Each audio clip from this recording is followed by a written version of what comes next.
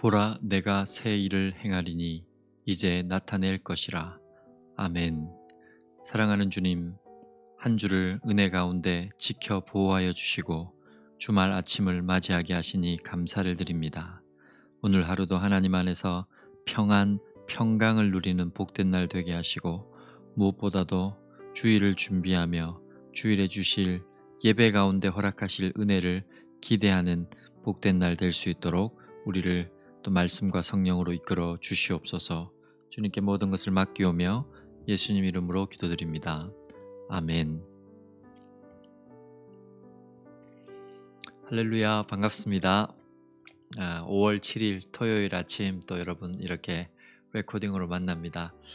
간밤에 다들 잘 주무셨죠? 오늘 또 하루 출발하는 여러분들 힘차게 출발하면 좋겠고, 계속해서 사도행전을 통해서 우리가 성령 충만한 사람들의 모습을 또 이렇게 사도행전을 읽어가면서 찾아보고 또 묵상해 가고 있는데, 누군가의 성령 충만이 그저 부러움의 대상이 아니라 하나님이 나에게도 허락하신 일이라는 것을 기억하시고 믿음으로 받으십시오.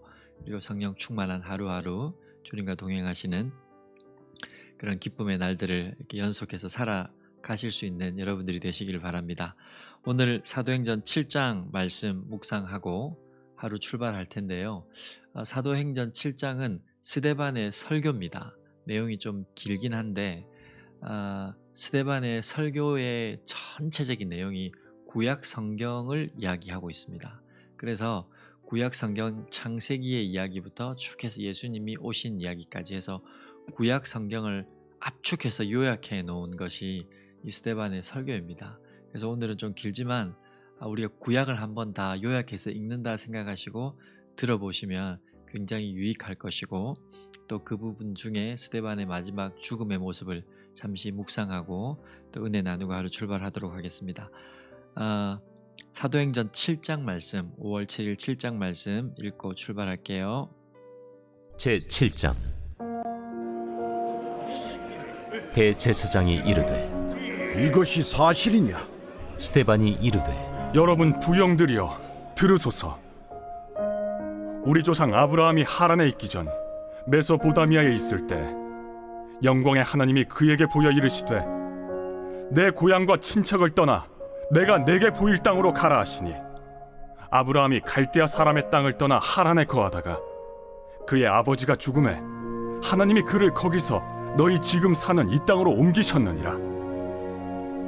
그러나 여기서 발붙일 만한 땅도 유업으로 주지 아니하시고 다만 이 땅을 아직 자식도 없는 그와 그의 후손에게 소유로 주신다고 약속하셨으며, 하나님이 또 이같이 말씀하시되 그 후손이 다른 땅에서 나그네가 되리니 그 땅 사람들이 종으로 삼아 400년 동안을 괴롭게 하리라 하시고, 또 이르시되 종 삼는 나라를 내가 심판하리니 그 후에 그들이 나와서 이곳에서 나를 섬기리라 하시고, 할례의 언약을 아브라함에게 주셨더니 그가 이삭을 낳아 8해 만에 할례를 행하고, 이삭이 야곱을, 야곱이 우리 12조상을 낳으니라. 여러 조상의 요셉을 시기하여 애굽에 팔았더니 하나님이 그와 함께 계셔 그 모든 환난에서 건져내사 애굽 왕 바로 앞에서 은총과 지혜를 주시매, 바로가 그를 애굽과 자기 온 집의 통치자로 세웠느니라. 그때 애굽과 가나안 온 땅에 흉년이 들어 큰 환난이 있을세. 우리 조상들이 양식이 없는지라. 야곱이 애굽에 곡식 있다는 말을 듣고 먼저 우리 조상들을 보내고 또 재차 보내매, 요셉이 자기 형제들에게 알려지게 되고 또 요셉의 친족이 바로에게 드러나게 되니라. 요셉이 사람을 보내어 그의 아버지 야곱과 온 친족 75사람을 청하였더니, 야곱이 애굽으로 내려가 자기와 우리 조상들이 거기서 죽고 세겜으로 옮겨져 아브라함이 세겜 하몰의 자손에게서 은으로 값주고 산 무덤에 장사되니라. 하나님이 아브라함에게 약속하신 때가 가까우매 이스라엘 백성이 애굽에서 번성하여 많아졌더니 요셉을 알지 못하는 새 임금이 애굽 왕위에 오르매 그가 우리 족속에게 교활한 방법을 써서 조상들을 괴롭게 하여 그 어린아이들을 내버려 살지 못하게 하려 할세. 그때 모세가 낳는데 하나님 보시기에 아름다운지라. 그의 아버지의 집에서 석 달 동안 길리더니 버려진 후에 바로의 딸이 그를 데려다가 자기 아들로 기르매 모세가 애굽 사람의 모든 지혜를 배워 그의 말과 하는 일들이 능하더라. 나이가 40이 되매 그 형제 이스라엘 자손을 돌볼 생각이 나더니 한 사람이 원통한 일 당함을 보고 보호하여 압제받는 자를 위하여 원수를 갚아 애굽 사람을 쳐 죽이니라. 그는 그의 형제들이 하나님께서 자기의 손을 통하여 구원해 주시는 것을 깨달으리라고 생각하였으나 그들이 깨닫지 못하였더라. 이튿날 이스라엘 사람끼리 싸울 때 모세가 와서 화해시키려 하여 이르되 너희는 형제인데 어찌 서로 해치느냐 하니 그 동물을 해치는 사람이 모세를 밀어뜨려 이르되 누가 너를 관리와 재판장으로 우리 위에 세웠느냐? 내가 어제는 애굽 사람을 죽임과 같이 또 나를 죽이려느냐 하니 모세가 이 말 때문에 도주하여 미디안 땅에서 나그네 되어 거기서 아들 둘을 낳으니라.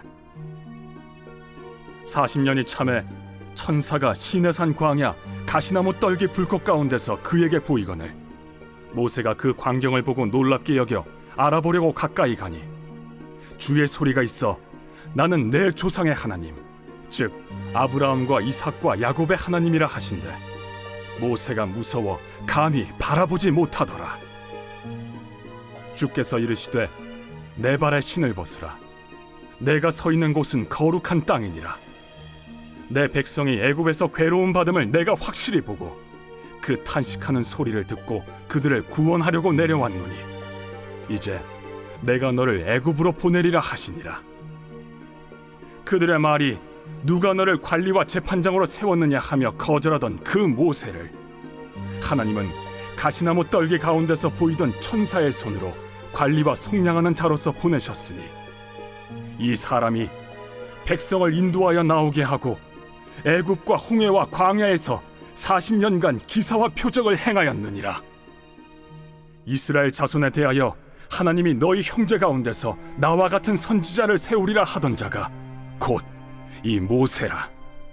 시내산에서 말하던 그 천사와 우리 조상들과 함께 광야 교회에 있었고 또 살아있는 말씀을 받아 우리에게 주던 자가 이 사람이라. 우리 조상들이 모세에게 복종하지 아니하고자 하여 거절하며 그 마음이 도리어 애굽으로 향하여 아론더러 이르되 우리를 인도할 신들을 우리를 위하여 만들라. 애굽 땅에서 우리를 인도하던 이 모세는 어떻게 되었는지 알지 못하노라 하고 그때 그들이 송아지를 만들어 그 우상 앞에 제사하며 자기 손으로 만든 것을 기뻐하더니 하나님이 외면하사 그들을 그 하늘의 군대 섬기는 일에 버려두셨으니 이는 선지자의 책에 기록된 바 이스라엘의 집이여 너희가 광야에서 40년간 희생과 제물을 내게 드린 일이 있었느냐? 몰록의 장막과 신 레판의 별을 받들었으며 이것은 너희가 절하고자 하여 만든 형상이로다. 내가 너희를 바벨론 밖으로 옮기리라 함과 같으니라. 광야에서 우리 조상들에게 증거의 장막이 있었으니 이것은 모세에게 말씀하신 이가 명하사 그가 본 그 양식대로 만들게 하신 것이라. 우리 조상들이 그것을 받아 하나님이 그들 앞에서 쫓아내신 이방인의 땅을 점령할 때 여호수아와 함께 가지고 들어가서 다윗 때까지 이르니라. 다윗이 하나님 앞에서 은혜를 받아 야곱의 집을 위하여 하나님의 처소를 준비하게 하여 달라고 하더니 솔로몬이 그를 위하여 집을 지었느니라. 그러나 지극히 높으신 이는 손으로 지은 곳에 계시지 아니하시나니 선지자가 말한 바 주께서 이르시되 하늘은 나의 보좌요 땅은 나의 발등상이니 너희가 나를 위하여 무슨 집을 짓겠으며 나의 안식할 처소가 어디냐? 이 모든 것이 다 내 손으로 지은 것이 아니냐 함과 같으니라. 목이 곧고 마음과 귀에 할례를 받지 못한 사람들아, 너희도 너희 조상과 같이 항상 성령을 거스르는도다. 너희 조상들이 선지자들 중에 누구를 박해하지 아니하였느냐? 의인이 오시리라 예고한 자들을 그들이 죽였고 이제 너희는 그 의인을 잡아준 자여 살인한 자가 되나니 너희는 천사가 전한 율법을 받고도 지키지 아니하였도다.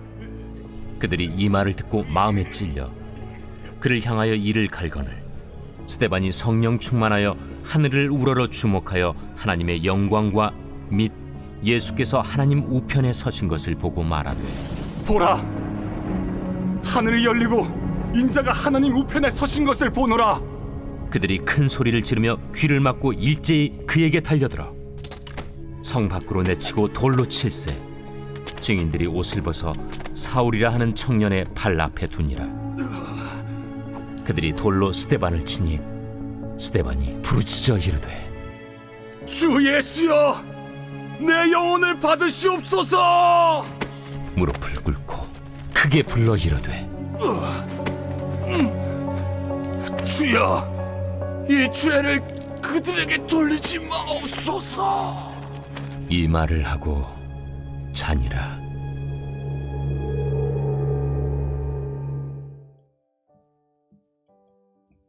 아멘. 예, 우리 60절까지 되는 긴 내용인데 잘 읽으셨죠?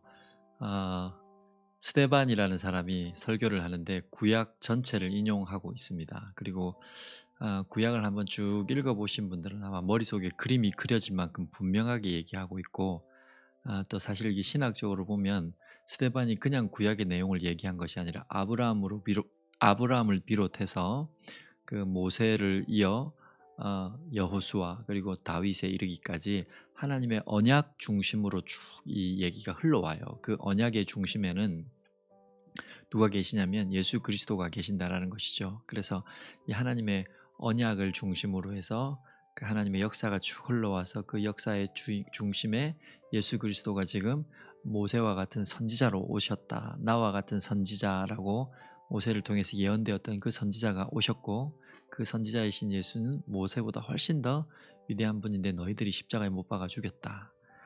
그 얘기를 지금 하는 겁니다. 그러니까 사람들이 회개하지 않고 그렇게 예수님을 십자가에 못 박아 죽였다라는 그 스데반의 고발에 마음이 찔렸지만 그들은 오히려 그 찔린 마음을 누르고 오히려 스데반을 어떻게 죽일까 해서 돌로 스데반을 쳐 죽이는 그런 모습을 우리가 보게 됩니다. 저는 보면서 스데반이 참 말씀의 사람이었다 이런 생각을 하게 됩니다. 하나님의 말씀을 너무 명확하게 분명하게 말씀이 주어진 그 이유와 목적을 분명하게 알고 있었어요. 그리고 구약의 목적을 분명하게 알고 있어서 예수님을 믿을 수 있었고 그 예수님을 따를 수 있었고 또 예수님을 전할 수 있었다라는 생각이 드는데, 이 말씀의 사람 스데반이 계속해서 성경은 성령이 충만한 사람, 지혜가 충만한 사람 이렇게 표현을 하잖아요. 그래서 스데반은 말씀의 사람임과 동시에 말씀의 사람이었기에 성령의 충만함을 가지고 지혜와 성령이 충만한 사람으로 인정받을 수 있었다. 그래서 우리가 성경을 사랑하는 일, 기도하며 하나님 앞에서 시간을 보내는 일, 이런 것들이 쌓여가면서 우리에게 성령이 충만하게 되어지는 겁니다. 오늘은 스데반의 그 죽음을 놓고 성령 충만으로 맺어지는 열매라는 제목으로 잠시 묵상하고 기도하고 하루 출발할 텐데요. 제가 7장 59절 60절을 좀 정해봤습니다. 그들이 돌로 스데반을 치니 스데반이 부르짖어 이르되 주 예수여 내 영혼을 받으시옵소서 하고 무릎을 꿇고 크게 불러 이르되 주여 이 죄를 그들에게 돌리지 마옵소서, 이 말을 하고 자니라. 59절 60절 스데반의 마지막 모습인데, 이 스데반의 마지막 모습이 누구랑 정말 닮아 있습니까? 말씀 안 드려도 여러분 짐작을 다 하시죠. 예수님과 너무 유사해요. 예수님과 너무 닮아 있는 모습을 우리는 스데반을 통해서 보게 됩니다. 앞에 보면 많은 사람들은 성령을 거스렸다고 그런 표현을 하잖아요. 근데 스데반은 성령이 충만하여 하늘을 우러러 주목하여 보고 하나님의 영광과 및 예수께서 하나님 우편에 서신 것을 보았다. 그런 표현이 등장하고요. 또 스데반이 이렇게 하늘을 바라볼 때 하늘이 열렸고 하나님 우편에 예수 그리스도께서 인자가 서신 것을 보았다. 이런 표현까지 등장을 합니다. 그만큼 성령이 충만했던 스데반의 이 삶에는 성령의 열매가 맺혀지는데, 제가 왜 성령의 열매라는 표현을 썼냐면 스데반의 이 마지막 모습이 성령의 열매가 맺어지는 그런 뭐라고 그럽니까? 이게 최고봉이라고 할 수 있어요. 그러니까 사도 바울께서 성령의 열매 이러면서 9가지 열매를 얘기하지 않습니까? 사랑, 화평, 희락, 오래 참음 뭐 이런 얘기들 쭉 하는데 그게 사실은 성령의 열매라는 단어가 갈라디아서의 5장에 등장하는 성령의 열매라는 단어가 복수가 아니고 단수예요.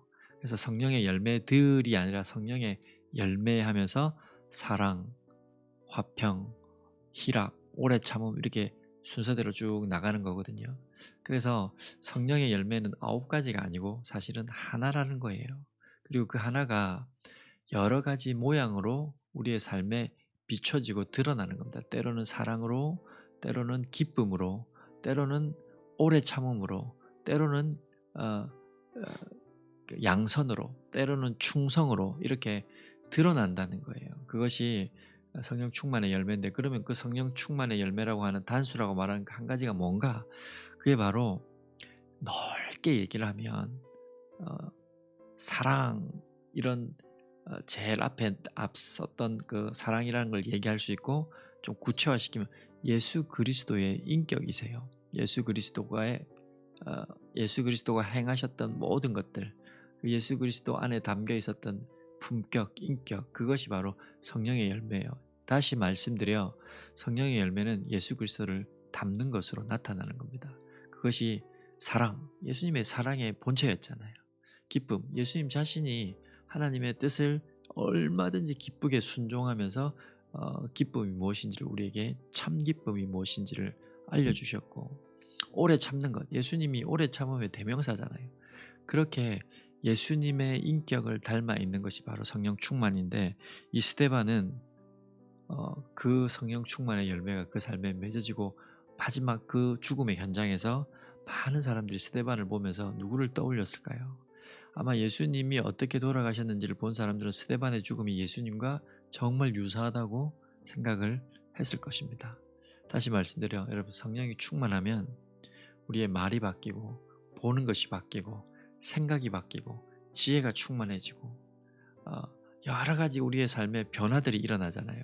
그 변화들이 우리 삶에 이루어지면서 궁극적으로 우리가 어제보다 오늘 주님을 더 가까이 주님 앞으로 더 가까이 다가감으로 말미암아 주님을 더 닮아 있는 것, 그게 성령 충만의 결과입니다. 뭐 기도를 남들보다 많이 하고 뭐 은사가 많고 뭐 이런 것들 성령 충만의 하나의 결과이지, 성령 충만의 정말 본질적인 것은 예수 그리스도를 닮는 거예요. 성령이라는 게 예수 그리스도의 영이거든요. 하나님의 영이고 그것으로 우리가 충만해지면 예수 그리스도처럼 우리가 변화되어 간다. 스데반이 오늘 그렇게 마지막 죽음의 장면에서 예수님과 거의 유사하고 동일한 모습으로 참 영광스럽죠. 그 마지막 모습이 예수님과 너무 닮아 있잖아요. 저는 참 그런 칭찬을 들을 수 있다면 인간으로서 최고의 칭찬이 아닌가 이런 생각이 듭니다. 저 사람 보니까 예수님 생각난다. 참 예수님 같다. 그게 우리 인간으로서 들을 수 있는 최고의 칭찬이라고 저는 확신하고 그렇게 생각하고 살아갑니다. 뭐 그럴 수 없지만 그럼에도 불구하고 조금이라도 주님을 닮고 싶은 것, 이게 성령 충만한 사람들의 소망이고 갈망이고 그런 충만한 사람들이 맺는 열매라는 겁니다. 그래서 우리의 삶에 예수님을 닮아 있는 모습이 조금이라도 있다면 그것이 우리에게 기쁨이고 영광이 되는 것이죠. 오늘 하루도 여러분 어떤 모습으로 살아가시려고 합니까? 열심히 사십시오. 최선을 다해서 사십시오. 열심히 살고 최선을 다하면 우리의 그 삶의 열매들이 맺어질 겁니다. 그런데 제가 강조해서 드리는 것은 예수님을 닮은 모습으로 사셔서 성령 충만의 열매가 여러분의 삶에 맺히는 그런 정말 영광스럽고 복된 그런 하루 되시기를 주의 이름으로 축원드립니다. 오늘 이렇게 해서 7장 마무리하고요. 오늘 토요일 하루 잘 보내시고 주일 잘 준비하셔서 내일 주일은 또 어머니의 날로 지키잖아요. 또 이렇게 우리가 가정의 달로 지키는 5월 가운데 지난주는 어린이 주일로서 우리가 어린이들을 관해서 좀 묵상하고 생각해 보았다면 이제는 부모님 또 부모님 가운데 특별히 어머니의 사랑에 대해서 또 하나님의 사랑과 연관지어서 또 말씀을 나누고 은혜를 나눌 텐데 기대하시고 오시고, 특별히 이번 주는 우리 여성분들을 위해서 또 어머니들을 위해서 교회에서 준비한 선물이 있으니까 기대하는 마음으로 나오셔서 또 예배 함께 드리시고, 할 수 있으면 대면 예배 오셔서 같이 예배 드리시고 또 은혜 나누시고 교제하시는 시간 되시길 바랍니다. 기도하고 출발할게요. 오늘도 성령 충만하여 예수님의 인격을 닮아가는 성령의 열매가 맺어지게 하시고, 무엇보다도 사랑의 열매가 우리의 삶에 가득 맺어지는 삶 되게 하소서. 예수님 이름으로 기도드립니다. 아멘. 기도하고 하루 출발하겠습니다.